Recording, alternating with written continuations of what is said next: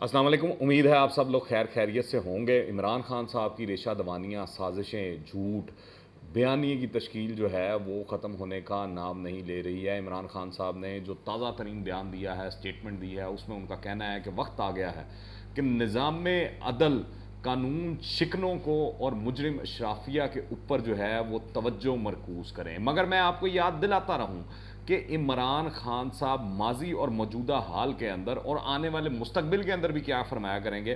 पहले ज़रा चंद माजी के फरमुदात जो हैं इमरान खान साहब के मैं आपके गोश गुजार कर दूं कि वो कहा करते थे कि गोगी जो है वो बच्ची है, मासूम है, वो जो है पाक दामन औरत जो है उसके ऊपर इल्ज़ाम लगाया जा रहा है वो बेकसूर औरत है।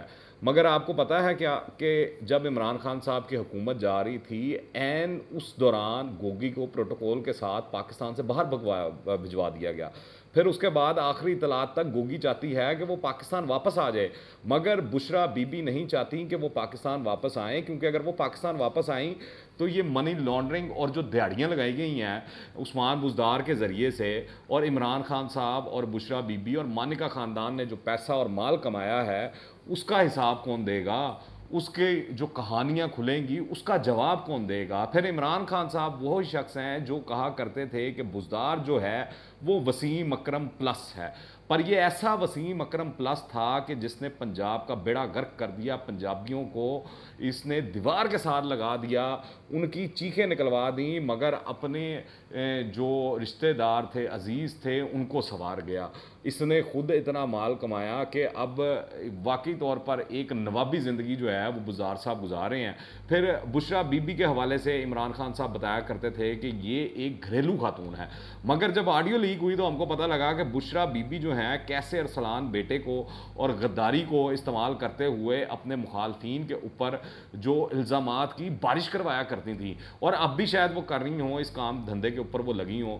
फिर अब जो ताज़ा तरीन इमरान खान साहब ने फरमुदात दिए हैं वो ये हैं कि आरफ नकवी बेचारा है और थोड़ी सी तो मनी लॉन्ड्रिंग की है, थोड़ी सी तो मनी लॉन्ड्रिंग की है। यही वो शख्स है, जाने शख्स को, जो बताया करता था कि रियासत मदीना में किस तरह काम होता है, रियासत मदीना के अंदर करप्शन नहीं होती, रियासत मदीना के अंदर किस तरह जो है सज़ा दी जाती है। ये शख्स हमको समझाया करता था, बताया करता था।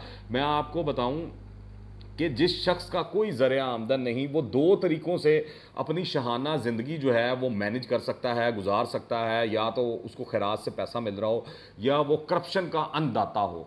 मगर इमरान खान साहब की खूबसूरती ये है कि इन्होंने एक तीसरा ज़रिया जो है वो मुतारफ़ करवा दिया मार्केट के अंदर, और इसको आप कह सकते हैं कि खरात के पैसे के अंदर करप्शन किस तरह की जाती है। तो आपको चाहिए कि इमरान खान के पास जाएँ और जाकर उससे क्लासें लेना शुरू कर दें, क्योंकि इमरान खान साहब ने इसमें PhD की हुई है। इमरान खान साहब से ज़्यादा बेहतर तो जानता नहीं है, और धोखाधड़ी के अंदर तो वो गुज़िश्ता 20-22 सालों का तजर्बा रखते हैं, लोगों को किस तरह इस्तेमाल करना है इसका सबसे ज़्यादा तजर्बा इमरान खान से सबसे ज़्यादा किसको है।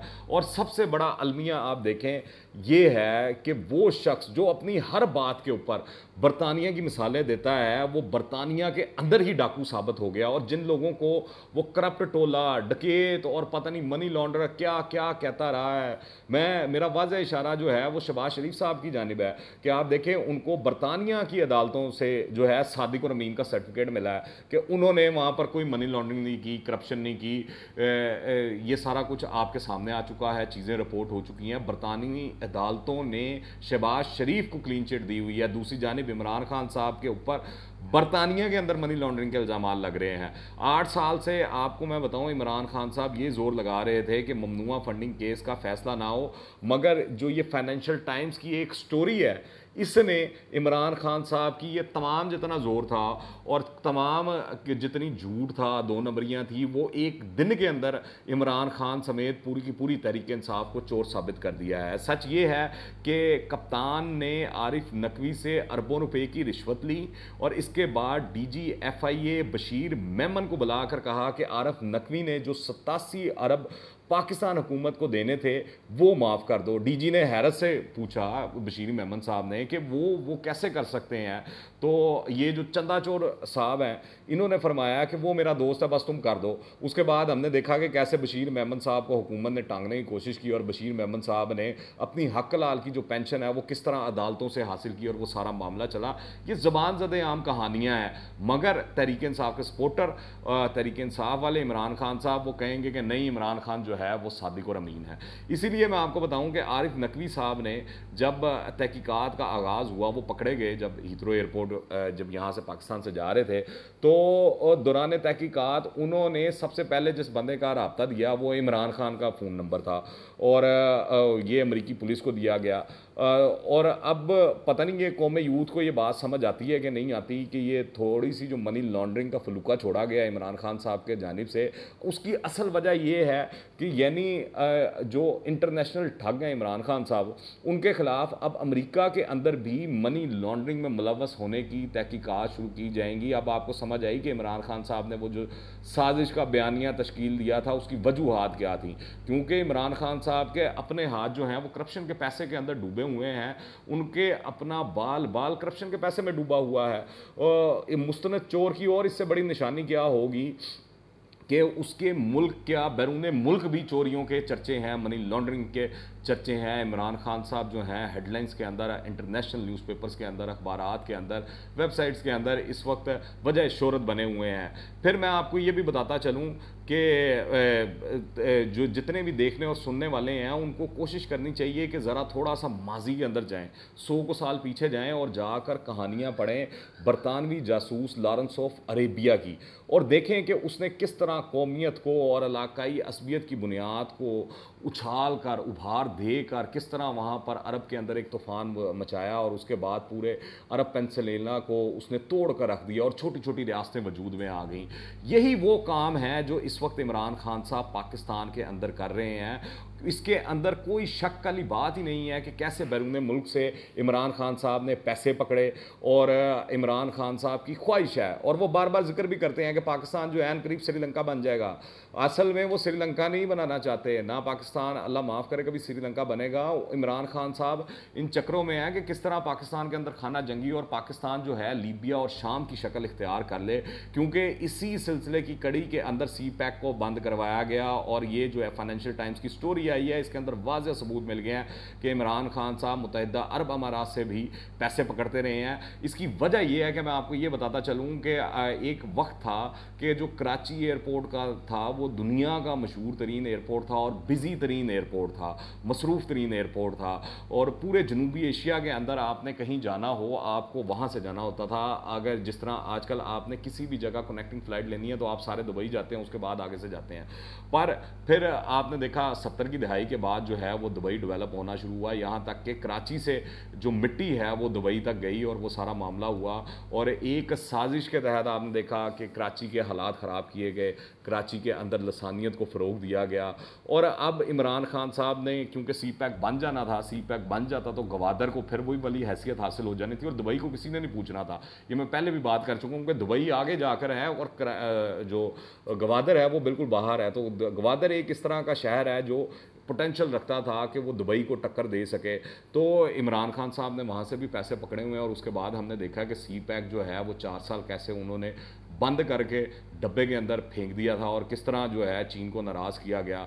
और फिर जिस तरह पाकिस्तान का ख़जाना जो है वो खाली किया गया। अगर आपको याद हो तो इमरान खान साहब ने अपने मंशूर के अंदर दावा किया था, अपनी तकरीरों में बताया करते थे कि वो 3 महीने के अंदर अंदर 90 दिन के अंदर अंदर IMF से छुटकारा हासिल कर देंगे, वो मुल्क के अंदर दूध और शहद की नहरें बहा देंगे। कहाँ गई वो दूध और शहद की नहरें? उल्टा इमरान खान साहब ने पाकिस्तान का बाल बाल जो है वो कर्जे में डबो दिया और इस वक्त पाकिस्तान की जो डिफ़ॉल्ट वाली सूरत हाल है उसका सबसे बड़ा कसूरवार जो शख्स है उसका नाम इमरान खान है।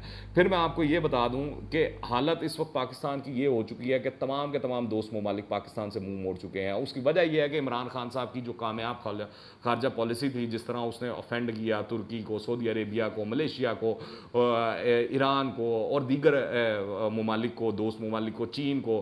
फिर आप बात कर लें कि जानबूझ के इमरान खान साहब ने अमेरिका से ताल्लुकात ख़राब किए और अब हालत ये आ चुकी है कि पाकिस्तान जैसे से एक एटमी मुल्क का आर्मी चीफ जो है वो अमेरिका की मिन्नत कर रहा है कि IMF से कर्जा दिलवा दो, और इमरान खान साहब इस बयान के ऊपर भी, इस कोशिश के ऊपर भी सियासत करने से बाज नहीं आते और इसको भी साजिशी रंग देने की कोशिश करते हैं।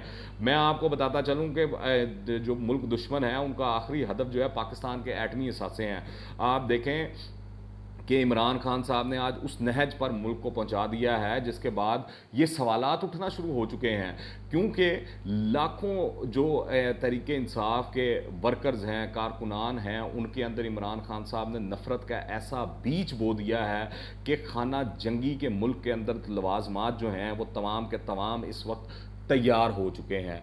आसान अल्फाज में मैं आपको बता दूं कि कप्तान जो है वो एक फितना है जिसको दुश्मन ममालिक ने लॉन्च किया है, और इस हवाले से अब तो फंडिंग के सबूत भी सामने आ चुके हैं। और इससे पहले डॉक्टर इसरार, हकीम सईद और इन जैसे दीगर जो उलमा कराम या ज़ुम्मा या इल्म रखने वाले या चीज़ों को जानने वाले लोग थे, वो इस बारे में वाज़िया तौर पर निशानदही कर चुके हैं अपनी ज़िंदगी में। पर अगर लोग ना माने तो इंसान क्या कर सकता है। अभी जो सबसे ज़्यादा शोर इमरान खान साहब की जानिब से डाला जा रहा है और तहरीक इंसाफ की जानिब से ज़ोर लगाया जा रहा है, वो किसी तरह के चीफ इलेक्शन कमिश्नर को बदल दिया जाए।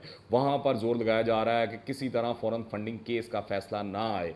पर आप याद रखिएगा, चीफ इलेक्शन कमिश्नर बदल भी जाएँ तो जो फ़ैसला हो चुका है वो मंजर आम पर आकर ही रहेगा, और उसके अंदर इमरान खान समेत तहरीक इंसाफ की ज़मानत लाजमी ज़ब्त होगी। आप याद रखिएगा, इमरान खान ने जर्नैलों को, जजों को और सोशल मीडिया समेत शोबिस और सहाफ़त की तवाफ़ों की मदद से इस वक्त एक ऐसी नस्ल तैयार कर दी है कि आप इमरान खान साहब को नंगा करके भी रख दें, इमरान खान साहब को रंगे हाथों पकड़ के वीडियोज़ ले आएँ, तस्वीर ले आएँ, स्टोरियाँ ले आएँ, जो मर्ज़ी कर लें, मगर लोगों ने ये जो नस्ल तैयार हुई है इमरान खान के हाथों, उसको नहीं मानना है। उन्होंने फिर भी इमरान खान साहब के साथ जो है वो जाकर सेल्फियाँ ही उतरवानी हैं और इमरान खान को दाद ही देनी है, मगर इमरान खान की करप्शन के ऊपर उंगली नहीं उठानी। ये क्यों नहीं उठानी, ये मैं आइंदा वीलॉग के अंदर आपको बड़ी तफसील से बताऊंगा।